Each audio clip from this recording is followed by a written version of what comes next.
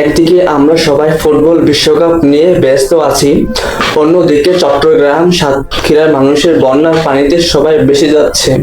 মাত্র 5 দিনের বন্যাতে 35 জন মানুষ পানিতে তলিয়ে গিয়ে দুনিয়া থেকে বিদায় হয়ে গেছে।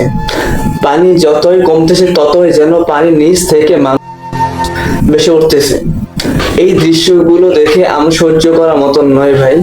বৃষ্টির মধ্যে হইতে এই দৃশ্যগুলো দেখে চোখের পানি চলে আসতেছে। অনেকেই তাদের পাশে দাঁড়িয়েছে, অনেকেই তাদের দিকে সাহায্যের হাত বাড়িয়ে দিয়েছে। আবার এখনো অনেক মানুষ বিশ্বকাপ খেলা নিয়ে ব্যস্ত আছে। যেই শফিকুর রহমানকে আপনারা রাজাকার বলে গালি দিতেন, সেই শফিকুর রহমানের বৃদ্ধ বয়সে এসেও এই বন্যার পানিতে ভেসে যাওয়া মানুষদের পাশে দাঁড়িয়েছে, তাদের দিকে সাহায্যের হাত বাড়িয়ে দিয়েছে। বিশ্বাস করুন ভাই, কলিজাটা ছটফট করতেছে, ইচ্ছা করতেছে অনেক তাদের গিয়ে পাশে দাঁড়ায়, কিন্তু কেমনে কি করবে কিছুই বুঝতেছি না। আবার এখনো অনেক মানুষ বিশ্বকাপ খেলা নিয়ে ব্যস্ত আছে, তারা এইসবের কোন খবরও রাখে না।